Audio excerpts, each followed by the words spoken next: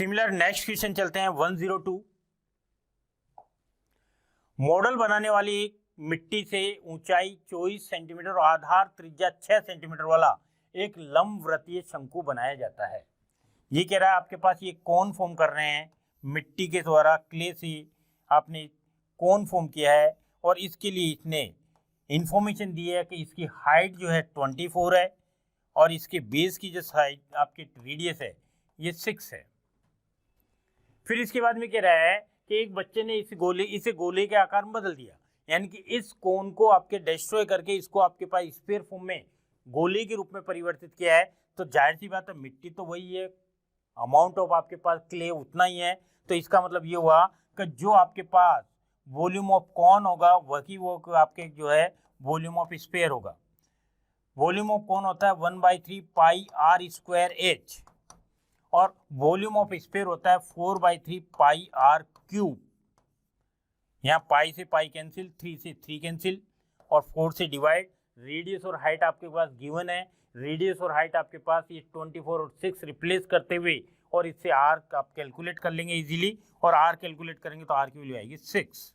Are की value यहाँ पर 6 आ जाएगी जब इसको कैलकुलेट करके इसका रिजल्ट आप निकालते हैं। तो इस टाइप से आपके पास ये जो आपके पास है कि volume of sphere is equal to volume of cone, volume of sphere 4/3 pi r cube और कॉन का हो गया 1/3 पाई आर स्क्वायर एच। 3 से 3 कैंसिल कर देंगे, पाई से पाई कैंसिल कर देंगे, 3 से 3 कैंसिल हो जाएगा,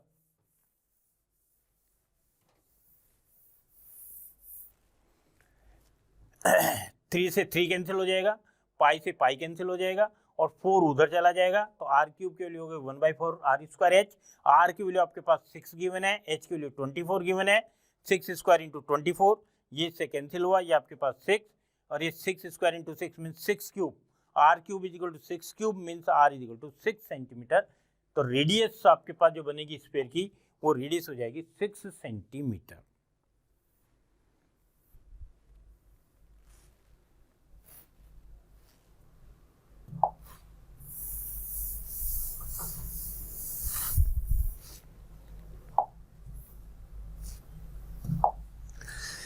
वन 103 क्वेश्चन ये कह रहा है कि यदि u is equal to function of x upon y, y upon z, z upon x, यानी कि ये जो फंक्शन है इसमें जितने भी टर्म्स हैं सारे के सारी terms in form of x and y, x upon y या तो x अपॉन वाई की टर्म्स की फॉर्म में है या फिर y अपॉन जेड की टर्म्स में है या फिर z अपॉन x की टर्म्स में है।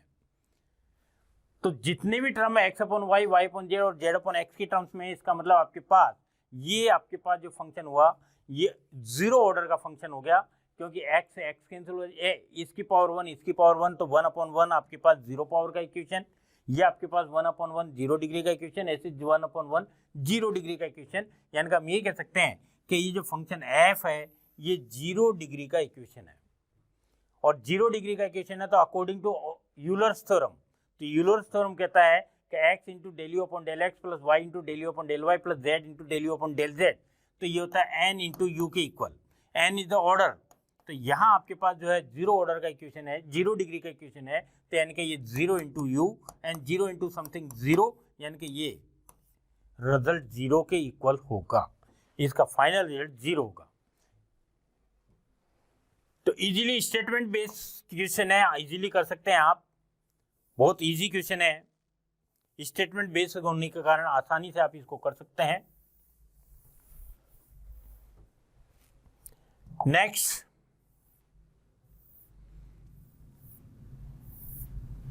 104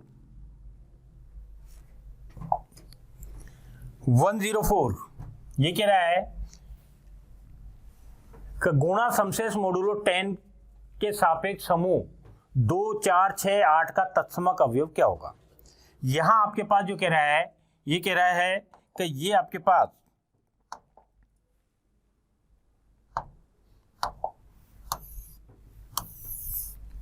ऑपरेशन दिया है मोडुलो 10, और मोडुलो 10 में आपके पास सेट में एलिमेंट है 2, 4, 6, 8, सिमिलर 2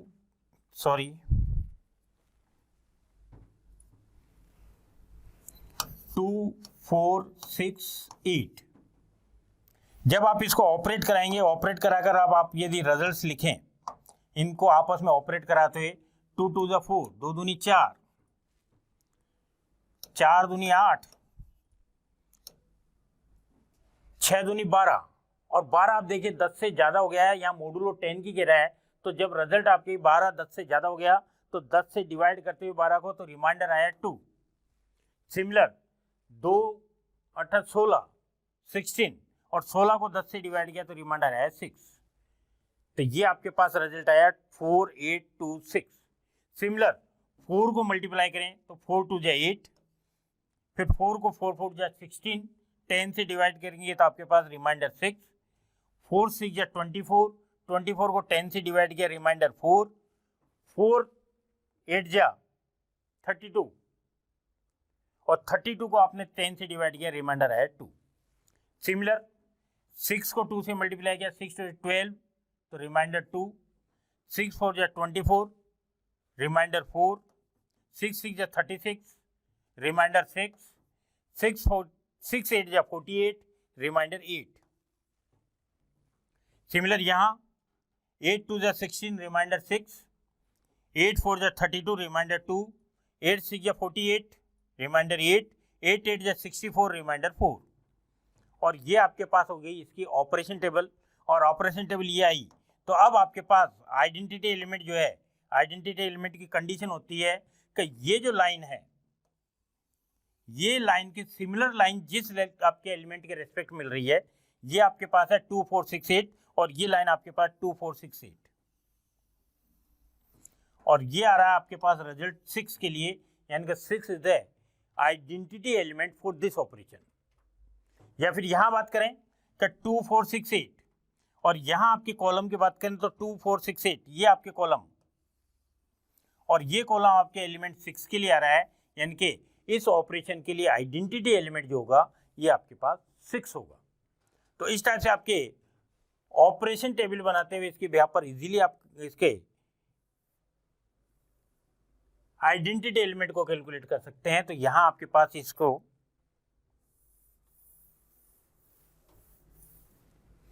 आपने इसको ऑपरेशन टेबल बनाई, और ऑपरेशन टेबल बना के, और आपके पास ये 2 4 6 8, इसके सिमिलर लाइन आपके पास ये 2 4 6 8, और ये रिजल्ट आ रहा है 6 के लिए, तो 6 is the identity element.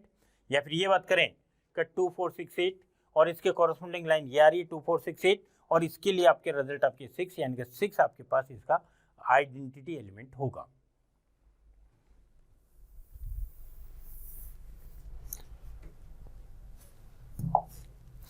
Next बढ़ते हैं नेक्स्ट क्वेश्चन पे। क्वेश्चन नंबर 105, एक त्रिभुज एबीसी के कोण एबीसी समांतर श्रेणी में, angle of triangle ABC are in arithmetic progression, arithmetic progression में है, समांतर श्रेणी में है। तो समांतर श्रेणी की जो कंडीशन होती है कि यदि आपके एपी की कंडीशन बताते हैं कि twice of B is equal to A plus C, यानी कि twice of middle is equal to first plus last. लेकिन हम जानते हैं कि किसी भी ट्राइंगल के एंगल्स का टोटल सम जो होता है ये 180 होता है, और 180 है तो ये twice of b and plus b, ये 180 है, तो इसका मतलब आपके पास सीधा सीधा कि बी एंगल तो 60 डिग्री का हो गया, यानी कि ये मिडिल एंगल तो 60 डिग्री का है। अब मिडिल एंगल बी एंगल आपके पास 60 आ गया, तो अब आपके पास साइन फार्मूला यूज लेते हुए, ट्रिग्नोमेट्री में आपने पढ़ा है कि sine A upon A is equal to sine B upon B is equal to sine C upon सी,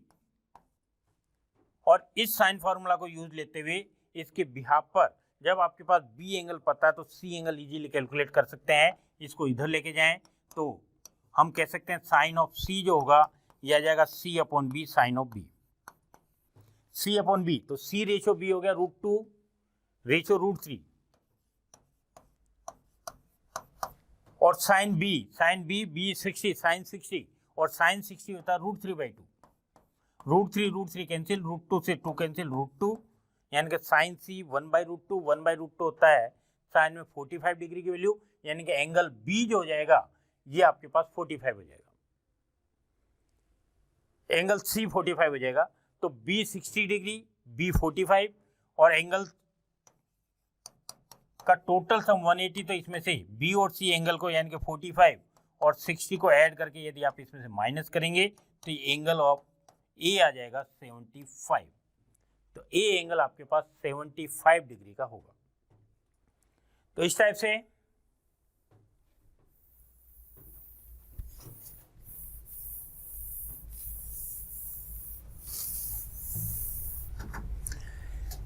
इस स्टेटमेंट को काम लेते हुए इसके बिहाफ पर आप इसको इजीली सिंप्लीफाई करते इस टाइप से वैल्यूज निकाल सकते हैं कि ट्राइंगल में angle A B C are in AP, hence B equal to 60 degree हुआ। साइन फार्मूला यूज लें तो B upon sine B equal to C upon sine C, sine C की value C upon B sine of B. C और B का आपके ratio दिया हुआ 2 ratio root 3 और साइन 60 वैल्यू √3/2, √3 कैंसिल आउट, √2 से 2 कैंसिल, 1/√2 साइन 45 डिग्री की value होती है, तो इससे सी हो गया 45 डिग्री, सी 45 हो गया, बी आपने 60 निकाल लिया है, तो इन दोनों को ऐड करके 180 में से माइनस करेंगे तो एंगल ए आपके पास 75 degree. That's over answer.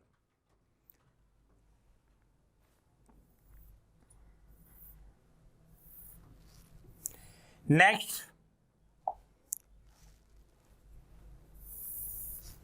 Question 106, limit 0 to infinity √x e power minus of x cube dx। इसको इंटीग्रेट करना है और इसको इंटीग्रेट करते हुए इसके लिए रिजल्ट कैलकुलेट करना है। यदि आप इसको इंटीग्रेट करते हैं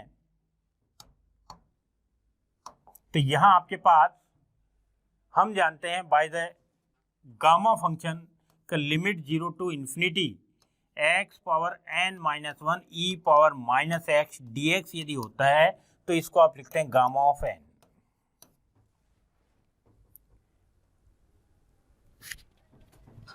और इस कंडीशन में आपके पास यहां यदि बात करें तो, लेकिन यहां आपके पास e पावर माइनस x होना जरूरी है, यहां e पावर माइनस x नहीं है, यहां e पावर x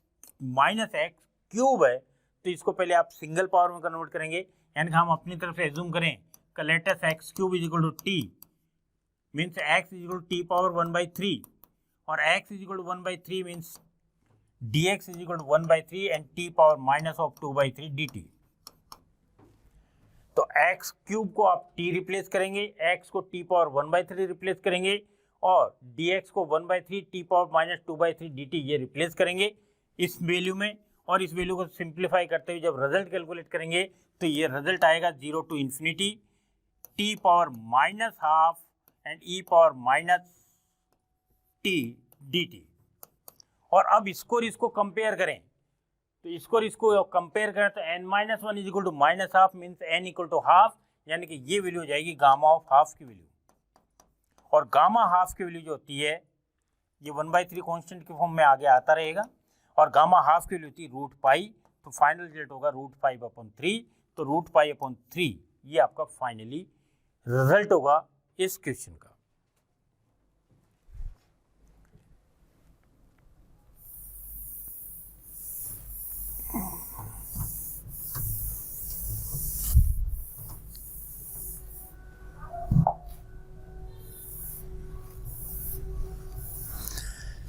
तो जैसा हमने बताया x क्यूब को न्यू वेरिएबल t रिप्लेस किया, x हो गया t पावर 1/3, डिफ्रेंशिएशन करेंगे x का dx और ये 1/3 t पावर माइनस 2/3 dt। और इस टाइप से आपके पास अब ये वैल्यू रिप्लेस करें, अंडर रूट का मतलब x पावर हाफ और हाफ के आपके पास पावर 1/3 लगाएंगे तो टोटल हो गया t power 1/6 e power minus t और dx वैल्यू हो गई 1/3 t power minus 2/3 dt। 1/3 constant बाहर आ जाएगा और यहाँ से t पावर 1/6 और ये 2/3, तो 1/6 एंड माइनस ऑफ 2/3, तो t की रिजल्टेंट पावर जो बचेगी आपके 6 एलसीएम लेते हुए और रिजल्टेंट पावर लिखेंगे तो रिजल्टेंट पावर आपके पास जो होगा माइनस ऑफ 1/2। तो यहाँ t power minus half e power t, तो ये गामा ऑफ हाफ की वैल्यू हो गई, गामा हाफ होता है √π/3, तो आंसर आपके पास हो गया √π/3। That's over answer.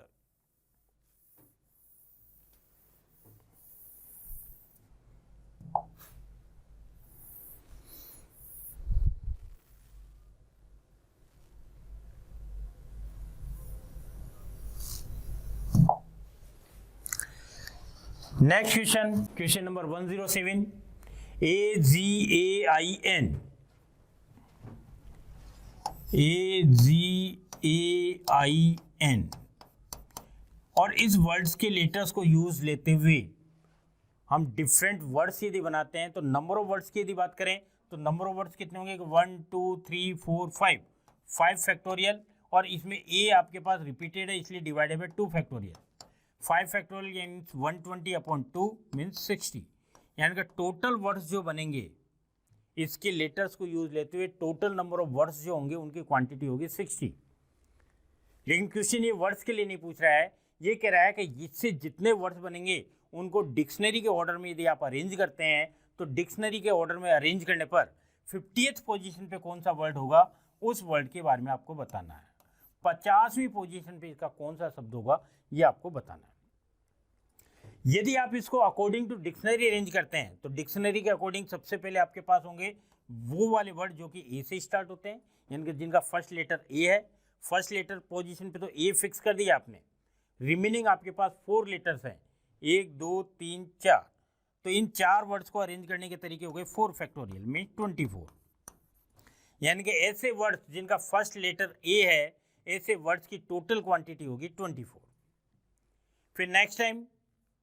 यहाँ देखिए 2 ए हैं लेकिन एक ए फिक्स हो गया है, इसलिए बाकी जो रिमेनिंग है उसमें ए रिपीटेड नहीं है, इसलिए ओनली 4 फैक्टोरियल हुआ। लेकिन सेकेंड टाइम बात करेंगे तो डिक्शनरी के अकॉर्डिंग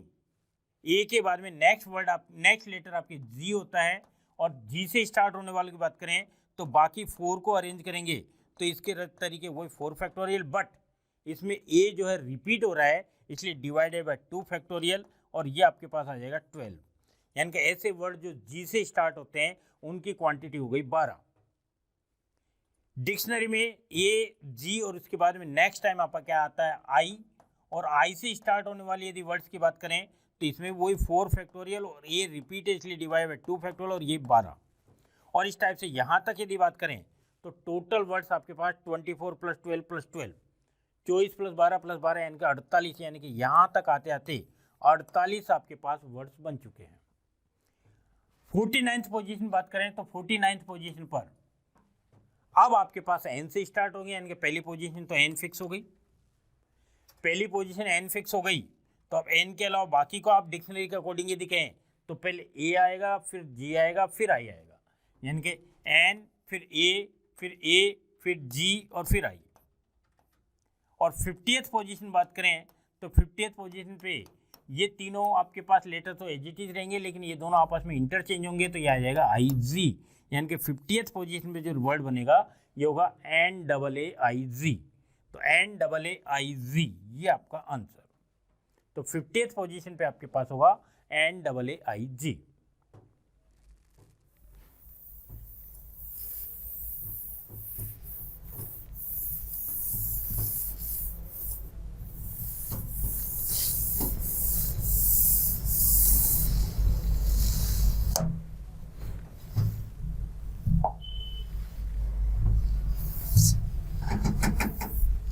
तो इस टाइप से number of word start with A तो इनकी क्वांटिटी आपके 4 factorial mean 24। Number of word start with G तो इनकी quantity 24/2 means 12। Number of word start with I तो ये आपके 4 फैक्टोरियल 2 यानी कि 12, और इस टाइप से टोटल 48 के बाद में 49th वर्ड की बात करेंगे तो 49th वर्ड ANAAGI, और 50th पोजीशन में जाएगा NAAIZ, तो ये आपका आंसर होगा NAAIZ 50th पोजीशन का वर्ड।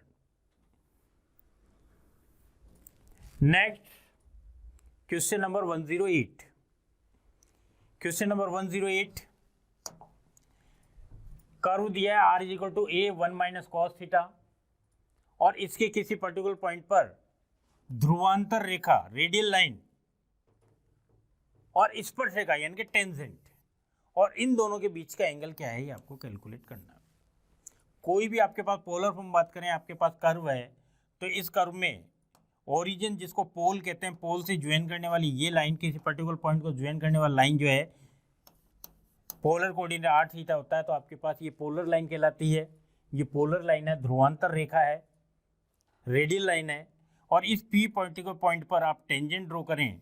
तो ये आपके टेंजेंट है। ये पोलर लाइन एक्स एक्सिस से जितना एंगल बनाती है ये एंगल आपके पास, यानी कि इनिशियल लाइन से जो एंगल बनाती है थीटा। ये टेंजेंट आपके पास एक्स एक्सिस से जो एंगल बनाती है साई, और रेडियल लाइन और टेंजेंट के बिटवीन जो एंगल होता है ये एंगल आपके पास होता है फाई। इसको आप फाई से रिप्रेजेंट करते हैं, angle between radial line and tangent. और रेडियल लाइन और टेंजेंट के बीच में ये जो एंगल बनता है, इस एंगल के लिए फॉर्मूला होता है का tan of phi is equal to r D theta upon D R. R D theta upon D r, यानी कि आपके पास इसको डिफ्रेंशिएट करके d theta upon D r की वैल्यू निकाल के आर और d theta upon D r की वैल्यू इसमें कैलकुलेट करेंगे, वैल्यूज रिप्लेस करेंगे, सोल्व आउट करेंगे, तो फाइनली आंसर आपके पास आ जाएगा theta by 2। R D theta upon D R, इसमें आपके पास इसकी वैल्यूज रिप्लेस कर दें आर की और d theta upon D r की, और ये वैल्यूज रिप्लेस करके जब इसको सिंप्लीफाई करेंगे तो फाइनल रिजल्ट आपके पास आएगा थीटा बाई 2।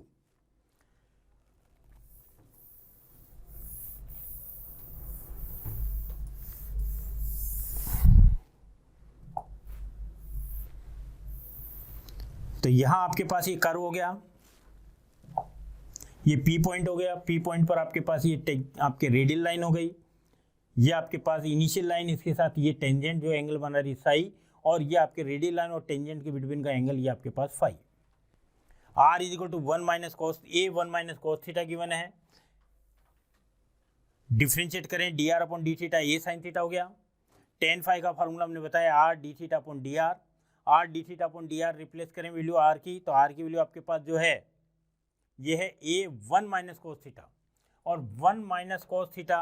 तो 1 माइनस कॉस थीटा का फार्मूला हम बता चुके हैं कि 1 माइनस कॉस थीटा आपके पास होता है 2 sine square theta by 2।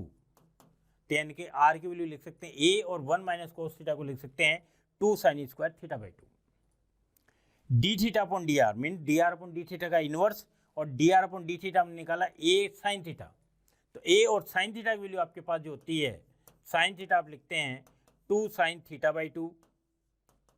Cos theta by 2, तो ये 2 sine theta by 2 cos theta by 2। यहाँ A and A cancel out, 2 and 2 cancel out, एक साइन से ये एक साइन कैंसिल आउट, ऊपर बचा साइन, नीचे बचा cos, sine upon cos tan, यानी का tan theta by 2। tan phi is equal to tan theta by 2 means phi is equal to theta by 2, ये आपका फाइनली रिजल्ट। तो यहाँ आपके पास angle between radial line and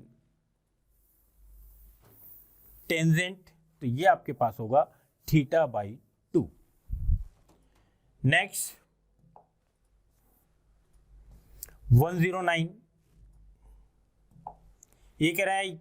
यदि x e की पावर एक्स वाई बराबर y साइन स्क्वायर एक्स, तो x इक्वल टू 0 पर dy अपॉन dx की वैल्यू क्या होगी आपको कैलकुलेट करना है। बिल्कुल इजी क्वेश्चन है, जनरल वे में आप इंटीग्रेट ये डिफरेंशिएट कीजिए, डिफरेंशिएट करके फाइनल रिजल्ट जो है x की वैल्यू 0 पुटअप कर दीजिए। यहाँ x इक्वल टू 0 गिवन है, x इक्वल टू 0 इसमें पुटअप करेंगे तो ये कम्प्लीटली 0, ये कम्प्लीटली 0, तो y भी हो गया 0, यानी कि जाहिर सी बात है कि x इक्वल टू जब 0 है तो x इक्वल टू 0 पर y भी 0 ही है। और अब आप इसको डिफरेंशिएट करके x के प्लेस पे भी 0 रखेंगे, y के प्लेस पे भी 0 रिप्लेस करेंगे, तो यहाँ आपके प्रोडक्ट रूल अप्लाई होगा, x as it is E power X Y का E power X Y and x into D Y upon D X and plus of y into 1 plus of next time E power X Y as it is और x का हो गया 1 is equal to y का D Y upon D X और sine square x का हो जाएगा 2 sine x cos x, और x is equal to 0 replace करते ये कंप्लीट पार्ट 0, यहाँ x की वैल्यू 0 पुटअप करते E power 0 1 D Y upon D X, और यहाँ 0 रिप्लेस करते साइन 0 0, तो only D Y upon D X is equal to finally आपके पास रिजल्ट आ गया 1, तो D Y upon D X value होगी 1। तो इस टाइप से D Y upon D X इस कर्व के लिए आपके पास आएगा 1। तो इस टाइप से X E power X Y is equal to Y sine square X differentiate किया, first time X as it is E power X Y का ई पावर एक्स वाई, फिर एक्स वाई कर रहे हैं X as it is D Y upon D X, Y as it is X का 1 plus next time E power X Y as it is X का हो गया 1 D Y upon is equal to y का हो गया d Y upon D x sine square x का 2 sine x cos x. इसको setup करके और x is equal to 0 y is equal to 0 replace करेंगे और फाइनल रिजल्ट 1 आपका आंसर होगा। ये आपके फाइनली रिजल्ट आ गया।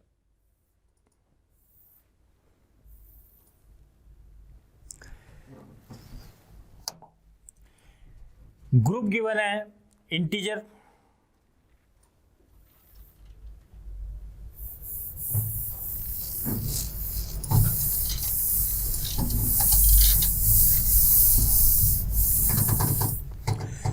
ग्रुप गिवन है सेट ऑफ इंटीजर्स और इसमें ऑपरेशन है प्लस एडिशन। तो एडिशन ऑपरेशन के लिए जब आप इंटीजर्स की बात करते हैं तो इंटीजर्स का आपका जो सेट होता है एडिशन ऑपरेशन के लिए एक ग्रुप है, और इस ग्रुप को, ये ग्रुप आपके इनफाइनाइट ग्रुप होता है, और जब भी कोई ग्रुप इनफाइनाइट ग्रुप होता है तो उसके ओनली एंड ओनली दो ही आपके पास जनरेटर होते हैं, ए और ए इनवर्स। यहाँ आपके एडिशन की बात करें तो एडिशन के लिए आपके पास Z का आपके पास जो जनरेटर है ये 1 होगा, और 1 का इन्वर्स जो है एडिटिव इन्वर्स -1 होता है, इसलिए -1, तो इसके जनरेटर हो जाएंगे -1 एंड 1। तो ये तो आपके पास ओरली होने वाला, डायरेक्टली होने वाला क्वेश्चन है। और इस टाइप से 18 दिसंबर 2021 को जो आपके पास पेपर हुआ एचटेट लेवल 3 का पीजीटी का मैथ का, उसके सॉल्यूशन का ये फर्स्ट पार्ट। रिमेनिंग क्वेश्चंस में हम बात करेंगे पार्ट सेकंड में। यदि आपको वीडियो पसंद आया है तो प्लीज़ लाइक करें, शेयर करें और चैनल को सब्सक्राइब करें। Okay, thank you, good bye.